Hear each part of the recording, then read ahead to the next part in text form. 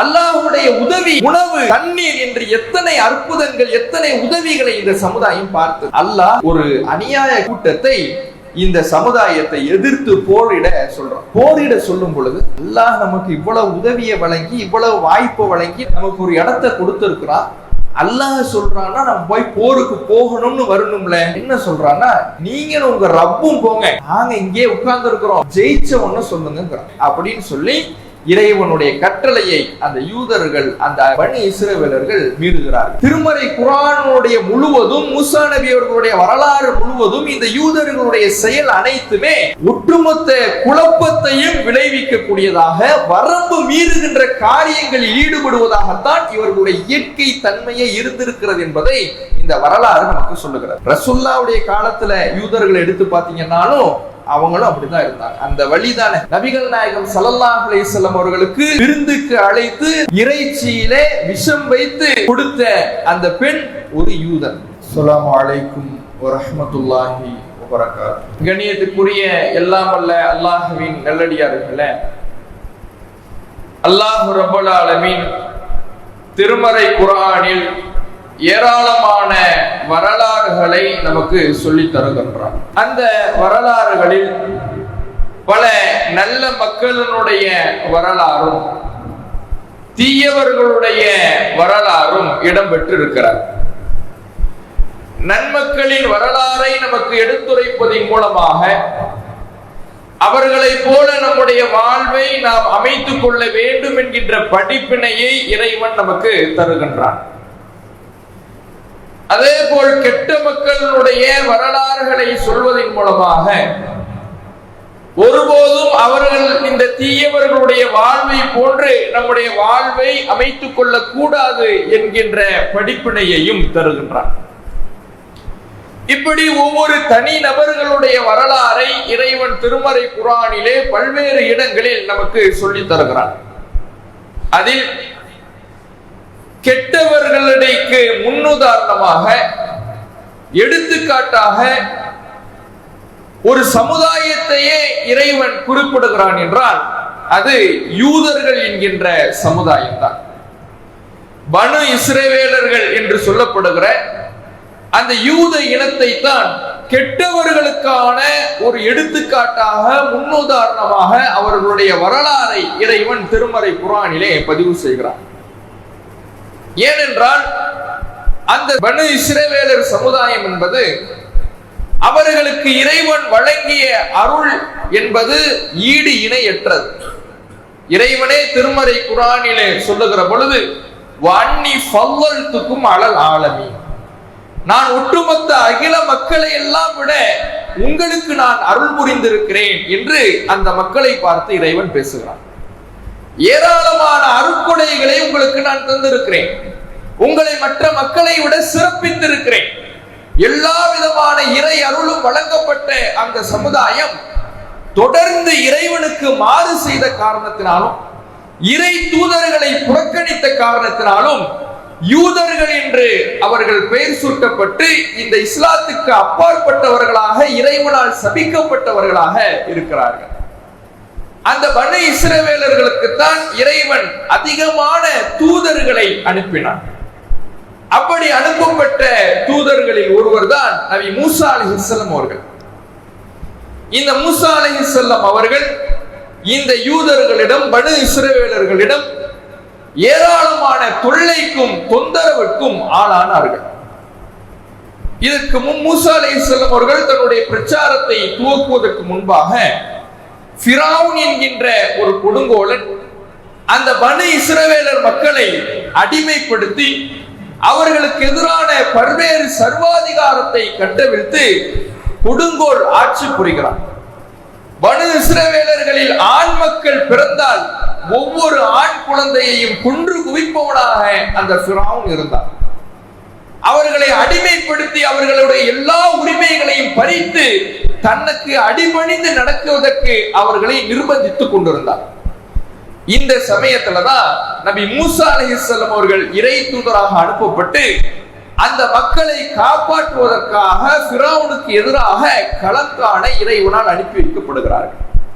மூசா அலைஹிஸ்ஸலாம் ஃபிரௌனிடம் போய் இறை மார்க்கத்தை எடுத்து சொல்லி அர்சில் மஅனா பனி இஸ்ராயில், இந்த பனி இஸ்ராயில இந்த மக்களை விடுவித்து விடு, என்னோடு அனுப்பிவிடு, அவர்களை முன்னால் இனிமேல் அடிமைப்படுத்த முடியாது என்று சொல்லி அவனுக்கு எதிராக கடுமையாக போராடுகிறார்கள்.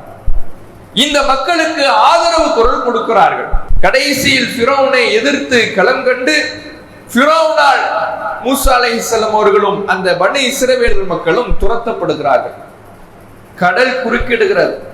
இந்த நேரத்தில் அந்த மக்களுக்கு அல்லாஹ் ஒரு மாபெரும் அருளை வழங்குகிறான். கடல் இரண்டாக பிளக்கிறது. உலகமே காணாத ஒரு அதிசயத்தின் மூலமாக அந்த மக்களை இறைவன் காப்பாற்றி ஃபிரௌனிடமிருந்து அவர்களுக்கு ஒரு விடிவு காலத்தை இறைவன் தருகிறான். இப்படி இறைவனுடைய அந்த உதவியையும் அருளையும் அந்த சமுதாயம் கண்கூடாக பார்க்குது. கடல் பிளக்கிறதை யாராவது பார்த்திருப்போமா? கடல் இரண்டு பாலங்களாக பிளக்கிறது, நடுவில் வழி பிறக்கிறது. அந்த வழியிலே அவர்கள் சென்று தப்பித்து தங்களுடைய உயிரை காத்துக் கொள்ளுகிறார்கள். அவர்களுக்கு கொடுங்கோல் ஆட்சி புரிந்து கொண்டிருந்த அந்த ஃபிரௌனுக்கு முடிவு கட்டப்படுகிறது. இந்த எல்லா உதவியையும் கண்கூடாக உலகம் பார்த்திடாத ஒரு அதிசயத்தை அவர்கள் காணுகிறார்கள். இப்படி ஒரு அற்புதத்தை பார்த்தா எல்லா மக்களும், அந்த அற்புதத்தை பார்க்கிற மக்கள் எப்படி கீழ்ப்படிந்து இறைவனுக்கு கட்டுப்பட்டு நடப்பாங்க. ஆனா இவங்க அப்படி செஞ்சாங்களான்னு பார்த்தா, இவ்வளவு பெரிய உதவியை பார்த்த இவர்கள் மூசா அலைஹிஸ்ஸலாம் அவர்கள் கொஞ்சம் இறைவன் வாக்களித்த இடத்துக்கு போன உடனே இந்த பக்கம் இவங்க காளை கன்றை கடவுளா தேர்ந்தெடுக்கிறாங்க. இவ்வளவு கண்கூடாக ஒரு அற்புதத்தை பார்த்தவர்கள், மறுக்க முடியாத ஒரு அதிசயத்தை பார்த்தவர்கள், அல்லாஹ்வுக்கு முழுக்க முழுக்க கட்டுப்படுவதை விட்டுவிட்டு மூசா அலைஹிஸ்ஸலாம் அவர்கள் இந்த பக்கம் போன உடனே இவர்கள் மறுபக்கம் காளை கன்ற கடவுளாக தேர்ந்தெடுத்து அல்லாஹ்வுக்கே மாறு செய்கிறாங்க. அதற்கு இதையும் அல்லாஹ் அவர்களுக்கு மன்னிக்கிறார். மூசா அலைஹிஸ்ஸலாம் வருகிறார்கள், கண்டிக்கிறார்கள். இதையும் இறைவன் இவ்வளவு பெரிய மாபாதக குற்றத்தை இவர்கள் செய்தாலும் அல்லாஹ் அவர்களுக்கு மன்னிப்பு கொடுத்து சரி இனிமே ஒழுங்கா இருங்க அனுப்பி வைக்கிறான் இறைவன். கொஞ்ச காலம் கழியுது. அடுத்து திரும்ப இவன் எவ்வளவு பெரிய குழப்பவாதி என்பதற்கு அடையாளம், நான் இனிமே உங்களை நாங்க நம்பிக்கை கொள்ள மாட்டோம். மூசா நபி இடத்துல சொல்றாங்கல்ல, நுமினலக ஹத்தா நரல்லாஹ ஜஹ்ரா, அல்லாஹ்வை கண்கூடாக பார்க்கிறவரை மூசாவே உங்களை நாங்க நம்பிக்கை கொள்ள மாட்டோம். எவ்வளவு பெரிய உதவியை கண்கூடா பார்த்துட்டு கடல் பிளக்கின்ற அதிசயத்தை பார்த்துவிட்டு இறைவனுடைய உதவியை பார்த்துவிட்டு இந்த சமுதாயம் நம்பிக்கை கொள்ளாம அப்படியே புரண்டு இனிமே நான் உங்களை நம்புறதா இருந்தா அல்லாஹ் கண்ணு முன்னாடி கொண்டு வந்து காட்டுங்க, இறைவனை எங்க கண்ணு முன்னாடி கொண்டு வந்து நிறுத்துங்க என்று மனம் முரண்டாக குழப்பவாதிகளுக்கெல்லாம் அப்பன்களாக இந்த யூதர்கள் அந்த நேரத்திலே அவர்கள் இருந்திருக்கிறார்கள். அப்ப இவ்வளவு பெரிய குழப்பத்தை அங்கே அரங்கேற்றாங்க. இதையும் இறைவன் மன்னிக்கிறான். எப்பேற்பட்ட அருள் என்பதை பாருங்கள். அகிலத்தாரை விட உங்களுக்கு நான் அருள் புரிந்திருக்கிறேன் என்று இறைவன் சொல்லுகிறானே, அந்த அருளை ஒவ்வொரு கட்டத்திலையும் இந்த கூட்டம் கண்டுச்சு. இப்படி கேட்டதையும் இறைவன் மன்னிக்கிறான். இப்படி கேட்ட உடனே ஒரு தண்டனை ஒண்ணு வருது அவங்களுக்கு. ஒரு பெரும் சப்தம் பிடித்து எல்லாம் அப்படியே மரணித்து விழுகிறார்கள். இப்படி கேட்கிறாங்க, கண்கூட நாங்க பார்த்த உடனே தான் நம்புவோன்னு சொன்ன உடனே அல்லாஹ்வுடைய தண்டனை இறங்குது. எல்லாம் செத்து மடித்து விடுகிறார்கள். மௌத்தானவங்களை அல்லாஹ் இந்த உலகத்துல இன்றைக்காவது திரும்ப கொண்டு வந்திருக்கிறானா? யாருக்கும் அந்த வாய்ப்பு வழங்கப்பட்டது கிடையாது. ஆனா இந்த சமுதாயத்துக்கு தண்டனையை கொடுத்து மௌத்தாக்கி மீண்டும் இவர்களுக்கு உயிர் கொடுத்து வாய்ப்பு கொடுக்கிறான். இந்த அருள் வேற யாருக்காவது கிடைச்சிருக்குதா? அந்த அருளை அந்த சமுதாயம் பெற்றது. சரி, பெற்றால் சரியா இருக்கணும்ல. கொஞ்ச நாள் போனதுக்கு அப்புறம் திரும்ப அவர்கள் மாறு செய்கிறார்கள். எப்படி மாறு செய்யறாங்க? ஒரு ஊருக்குள்ள இவங்களை அல்லாஹ் போ சொல்றான். போ சொல்லும் பொழுது அதுதான் இப்போது இருக்கிற இந்த பலஸ்தீன், இந்த ஊருக்கு நீங்க போங்கன்னு அல்லாஹ் கட்டளை இடுகிறான். போகன் கட்டளை இடும் பொழுது இறைவன் சொல்லி அனுப்புகிற விஷயம், நீங்கள் இந்த ஊருக்குள் நுழையும் பொழுது சுஜ்ஜதா, பணிந்தவர்களாக நுழையுங்கள், வகூலு ஹித்தத்துன், மன்னிப்பு என்று சொல்லுங்கள். போகும்பொழுது பணிவோடு போங்க. அகம்பாவத்தை ஆணவத்தை விட்டு விட்டு போங்க. போனீங்களா அல்லாஹ்விடத்துல மன்னிப்பு கேட்கும் விதமாக ஹித்தத்துன் அப்படின்னு சொல்லுங்க. ஹித்தத்துன்னா மன்னிப்புன்னு அர்த்தம். இவன் இதை கேட்கணும்ல, எவ்வளவு பெரிய அருளை பார்த்தான்.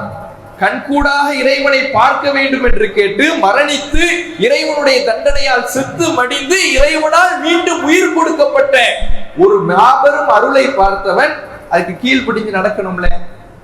பணிந்தவர்களாக போங்கன்னு சொன்னா தவழ்ந்துகிட்டு போறான். பணிவுங்கிறது மனசுல வரணும்ல, கட்டுப்பட்டு நடக்கணும்ல. எவ்வளவு பெரிய அயோக்கியர்கள் என்பதற்கு இது ஒரு சான்று. பணிந்தவர்களாக போங்கன்னா சின்ன பிள்ளை தவழ்ந்துகிட்டு போற மாதிரி தவழ்ந்துகிட்டு போறாங்க. சரி, அல்லாஹ் இன்னொன்னு என்ன சொன்னா ஹித்தத்துன் மன்னிப்புன்னு சொல்லுங்க. அங்க போய் இருந்துகிட்டு ஹித்தத்துன் அப்படிங்கிறான். ஒரே ஒரு நூனை எக்ஸ்ட்ரா சேர்த்துக்கிறான். ஹித்தத்துன் என்ன கோதுமைன்னு அர்த்தம், தானியம்னு அர்த்தம்.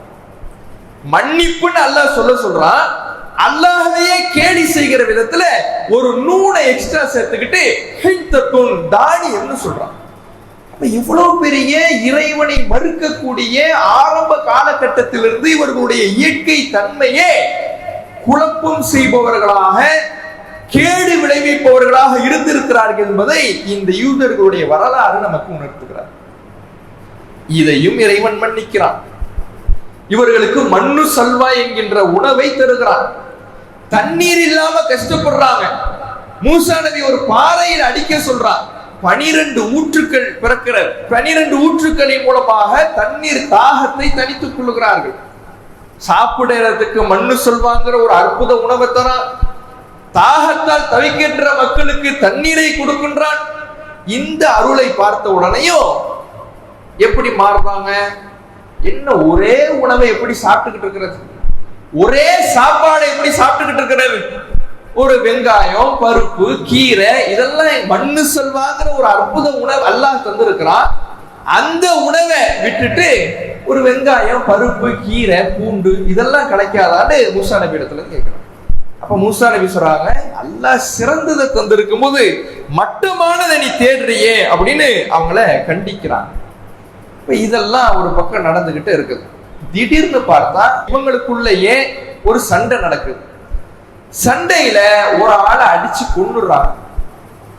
கொன்னது யாருன்னு தெரியல. மூசா நபியிடத்துல இருந்து கேட்கிறாங்க, யாரு கொலை செஞ்சான்னு தெரியல, கொஞ்சம் கண்டுபிடிங்கிறாங்க. அல்லாஹ்விடத்துல துவா செய்யறாங்க மூசா நபி. அல்லாஹ் சொல்றா, அவங்கள ஒரு மாட்டை அறுத்து அந்த மாட்டினுடைய ஒரு பகுதியால் அந்த இறந்த உடலை, கொல்லப்பட்ட உடலை அடிக்க சொல்லுங்க, உங்களுக்கு உண்மை தெரிந்து விடும் அல்லாஹ் சொல்றான். மாட்டை அறுக்க சொன்னா அறுக்க வேண்டியதானே? எவ்வளவு குழப்பம் செய்யறான் பாரு. மாடுனா அந்த மாட்டுக்கு எத்தனை வயசு?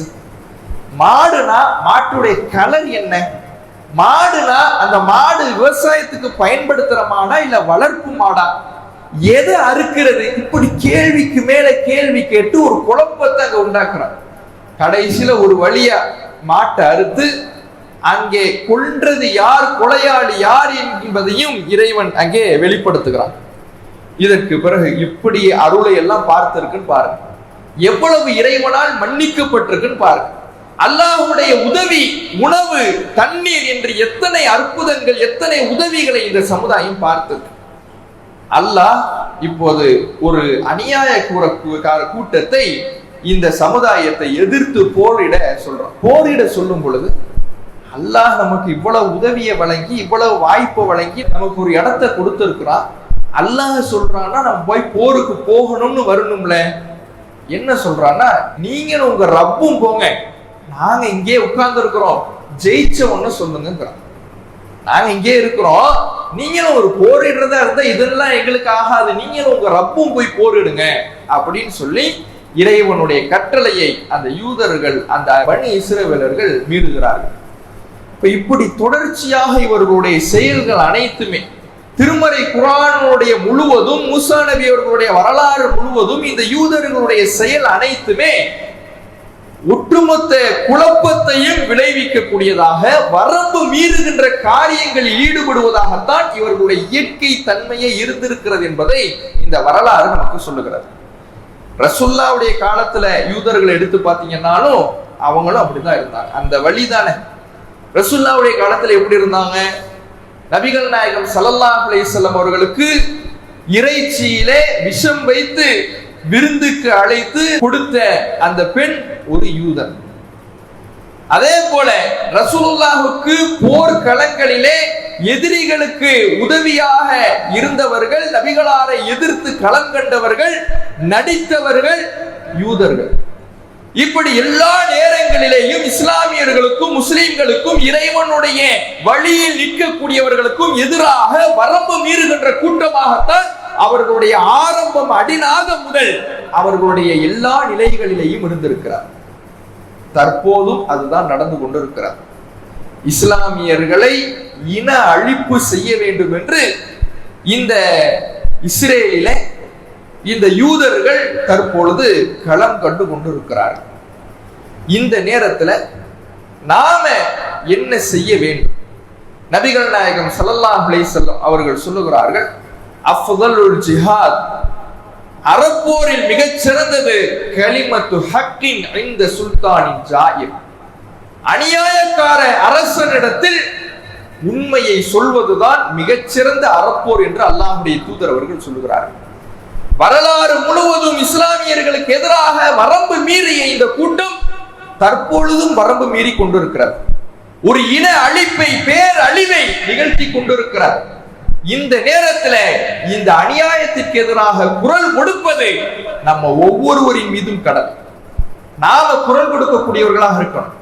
அல்லாஹ் இந்த யூதர்களை பற்றி குர்ஆனிலே ஒரு இடத்தில் சொல்லுகிற பொழுது, மா யவத்துல்லதீன கஃபரு மின் அஹ்லில் கிதாபி வலல் முஷ்ரிகீன் ஐயுனஸ்ஸா அலைக்கும் மின் கைர், உங்களுக்கு நல்லது நடக்கிறத யூதர்கள் விரும்பவே மாட்டார்கள். நமக்கு ஏதாவது ஒரு நல்லது நடக்குது, நல்ல நிலைமையில நாம இருக்கிறோம் என்றால் அவர்களுக்கு அது பிடிக்கவே பிடிக்காது என்று இறைவன் சொல்றார். அதுதான் இன்றைக்கு இருக்க இடம் கொடுத்தால் படுக்க பாய் கேட்பான்னு சொல்லுவாங்க. ஒரு அனாதையாக பரதேசிகளாக உலகத்திலே சுற்றி திரிந்த இவர்களை அரவணைத்து இவர்களுக்காக ஒரு இடத்தை அந்த மக்கள் கொடுத்த பொழுது, கொடுத்த மக்களையே, உதவிய மக்களையே காவுவாகுங்கிற வகையில இந்த யூதர்கள் அடித்து துவைத்து இன்றைக்கு அவர்களுக்கு எதிராக ஒரு மிகப்பெரிய ஒரு அழிவை ஏற்படுத்தி கொண்டிருக்கிறார்கள்.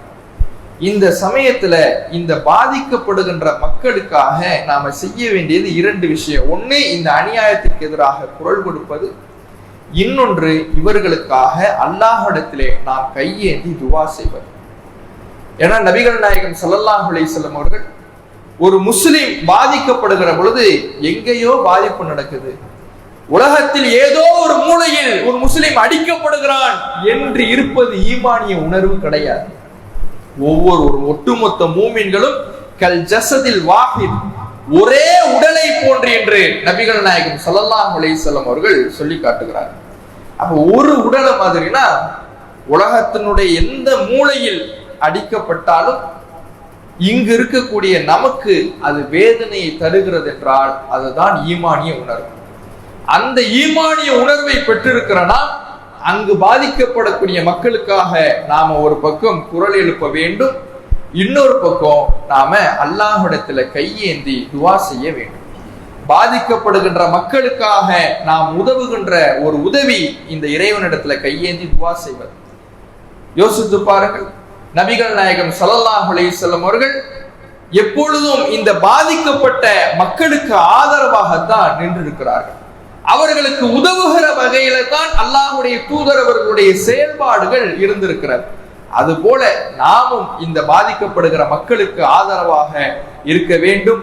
இந்த யூதர்களை ஒவ்வொரு காலகட்டத்திலேயும் எதிர்த்து களம் காண வேண்டிய ஒரு சூழலில் அவர்கள் நமக்கு ஒவ்வொரு காலகட்டத்திலேயும் அநியாயங்களை செய்து கொண்டிருக்கிறார்கள். அந்த அநியாயத்தை எதிர்த்து நியாயத்தை நிலைநாட்டக்கூடிய வகையில் போராட்ட குணங்களோடு நாம செயல்படக்கூடியவர்களாக இருக்க வேண்டும். யூதர்கள் வரலாறிலே எவ்வளவு பெரிய அநியாயக்காரர்களாக, வரம்பு மீறுபவர்களாக, குழப்பவாதிகளாக இருந்திருக்கிறார்கள் என்கின்ற திருமறை குர்ஆன் சொல்லக்கூடிய வரலாற்று தகவல்களை நாம அறிந்தோம். இத்தகைய இந்த வரம்பு மீறிய கூட்டத்திற்கு எதிராக நாம குரல் கொடுக்கக்கூடியவர்களாக இருக்க வேண்டும். அதுதான் சிறந்த ஜிஹாத் என்று சொல்றாங்க. இது ஏதோ மற்ற போராட்டங்களை போல நம்ம அப்புறம் பார்த்துக்கலாம், சரி நம்ம இல்லைனாலும் மற்றவங்க கூடுவாங்க, கூடிட்டு கலைஞ்சுக்குவாங்க, இப்படி நாம இதை பார்க்க கூடாது. ஏன்னா நம்முடைய பிள்ளைகள் அங்க இருந்ததுன்னா, நம்முடைய பிள்ளைகளுக்கு இது போன்ற ஒரு அநியாயம் நிகழ்த்தப்பட்டால் நம்முடைய மனம் எப்படி துடிக்குமோ அது போல அவர்கள் பாதிக்கப்படும் பொழுது நம்ம மனசு துடிக்கும். ஏன் அப்படின்னா அதுதான் ஈமானிய உணர்வு. இன்னைக்கு பாருங்க, அங்க பச்சிளம் குழந்தைகள், பால்மனம் மாறாத அந்த பிஞ்சு குழந்தைகளுடைய முகம் எல்லாம் தோட்டாக்களுடைய துளைகளால் துளைக்கப்பட்டு இருக்கிறார். பார்ப்பதற்கே பரிதாபமாக அவர்களுடைய நிலை மிக மோசமாக இருக்கிறது. தந்தை பிள்ளையை தூக்கி கொண்டு ஓடுகிறார், பிள்ளையினுடைய சடலத்தை தூக்கி கொண்டு. உடல் இருக்கிறது, தலை இல்லை, தலை இருக்கிறது, உடல் இல்லை. எங்கே என்னுடைய பிள்ளையின் தலை, எங்கே என் பிள்ளையின் உடல் என்று கிடைத்த உடல் பாகத்தை எடுத்துக்கொண்டு தகப்பனார் தேடிக்கொண்டு அலைகிறார். இப்படிப்பட்ட ஒரு கொடுமையை அந்த பலஸ்தீனத்திலே அந்த மக்கள் தினம் தினம் சந்தித்துக் கொண்டு இருக்கிறார். இது இன்னைக்கு நேத்து நடக்கிறது இல்லை. 1947 இந்த இஸ்ரேல் உருவாக்கப்பட்டு அப்போதிலிருந்து இந்த கொடுமைகள் அவர்களுக்கு எதிராக கொஞ்சம் கொஞ்சமாக கட்டவிழ்த்து விடப்பட்டு தற்பொழுதுதான் உலகம் உற்று நோக்குகிற ஒரு மிக பெரும் பிரச்சனையாக தற்போது உலகமே பார்த்து கொண்டிருக்கிறது. ஆல் ஐசான் ரஃபா, எல்லா கண்களும் ரஃபாவை உற்று நோக்குகிறது என்று இன்றைக்கு சமூக வலைதளங்களிலே இன்றைக்கு ட்ரெண்ட் ஆகி கொண்டிருக்குது. ஏன் பல பிரபலங்கள் இந்த கருத்தை முன்னிறுத்தி தங்களுடைய சமூக வலைதளங்கள்ல பதிவு செய்ய போய்தான் இவ்வளவு பெரிய ஒரு பிரச்சனையாக இது வெளி உலகத்திற்கு போய் சேர்ந்திருக்கு. ஆனா அதுவரை இத்தனை வருட காலமாக அந்த மக்கள் இப்படிதான் இருந்துகிட்டு இருந்தாங்க. இப்போது மிக உச்சபட்சமான தாக்குதல்கள் அங்க நடக்கின்ற காரணத்தினால இப்படி உலகமே உற்று நோக்குகிற ஒரு நாடாக, இடமாக இன்றைக்கு பலஸ்தீன் இருந்து கொண்டிருக்கிறது. அந்த இஸ்ரேலினுடைய காட்டு தர்பார் அரங்கேறி கொண்டிருக்கிறது. அப்ப இப்படி பாதிக்கப்படும் பொழுது யோசிச்சு பாருங்க, நம்ம பிள்ளைங்களுக்கு, நம்ம குழந்தைங்களுக்கு ஒரு கொசு கடிச்சா, ஒரு பச்சில குழந்தைக்கு கொசு கடிக்க கூடாதுங்கிறதுக்கு எவ்வளவு ஏற்பாடுகளை நம்ம செய்வோம். ஒரு காய்ச்சல் வந்துட்டா, உடம்பு சரியில்லைன்னா எவ்வளவு துடிச்சு போறோம். ஆனா அங்க மருத்துவ வசதி இல்லை, எந்த கட்டமைப்பும் இல்லை, உணவு இல்லை, தண்ணி இல்லை, எதுவுமே இல்லாம அங்க ஒரு கூட்டமே லட்சக்கணக்கான மக்கள் வாழ்ந்து கொண்டிருக்கிறார்கள் என்றால் இதற்கு எதிராக குரல் கொடுத்து இதற்கு எதிராக நம்முடைய கண்டனத்தை பதிவு செய்வது நம்ம ஒவ்வொருவரின் மீதும் அவசியம். சரி, இங்க இருக்கிறோம், இங்க குரல் கொடுத்து என்ன ஆக போகுதுன்னு நினைக்க கூடாது. உலகம் முழுவதும் இப்போது குரல் கொடுக்கப்பட்டு கொண்டிருக்கிறது. உலகம் முழுவதும் கொடுக்கப்படுகிற குரல் நிச்சயம் அது ஒரு அழுத்தமாக அங்க பதிவு செய்யப்படும். அந்த அழுத்தம் மற்ற நாடுகளில் இருந்து அந்த இஸ்ரேலை அந்நியப்படுத்தி ஒரு மிகப்பெரிய ஒரு விளைவை அது ஏற்படுத்துவதற்கு நம்முடைய இந்த சின்ன நேரத்தை, கொஞ்ச நேரத்தை ஒதுக்க போறோம், ஒரு மணி நேரத்தை ஒதுக்க போறோம், 1.5 மணி நேரத்தை ஒதுக்க போறோம். இந்த 1 மணி நேரத்துக்கு நாம யோசிச்சோம்னா அங்க போராடக்கூடிய மக்களுடைய நிலைமையை யோசிச்சுப்பாரு. அப்ப இதுக்காக கொஞ்சமும் யோசிக்காம அந்த நேரத்தை ஒதுக்கி இந்த போராட்டத்திலே இன்று மாலை அரசு பரிமுறைக்கு அருகிலே இந்த போராட்டம் ரஃபா இஸ்ரேலை கண்டித்து மிகப்பெரிய அளவுல ஆர்ப்பாட்டம் நடைபெற இருக்கிறது. 4:30 மணி அளவுல துவங்க இருக்கிறது. சகோதரர்கள் குறித்த நேரத்துல உங்களுடைய குடும்பத்தோடு, பெண்களுக்கும் தனி இடவசதி ஏற்பாடு செய்யப்பட்டிருக்கிறது, உங்களுடைய குடும்பத்தோடு குழந்தைகளோடு வந்து இந்த போராட்ட களத்தில் கலந்து கொண்டு உங்களுடைய கண்டனத்தை பதிவு செய்யுமாறு கேட்டுக்கொள்கிறோம். அஸ்ஸலாமு அலைக்கும் வரஹ்மத்துல்லாஹி வபரகாத்துஹு. இஸ்லாம் மற்றும் சமுதாய செய்திகளை அறிந்து கொள்ள தமிழ்நாடு தௌஹீத் ஜமாஅத் யூடியூப் பக்கத்தை உடனடியாக சப்ஸ்கிரைப் செய்து கொள்ளுங்கள். மேலும் பெல் பட்டனையும் கிளிக் செய்து கொள்ளுங்கள்.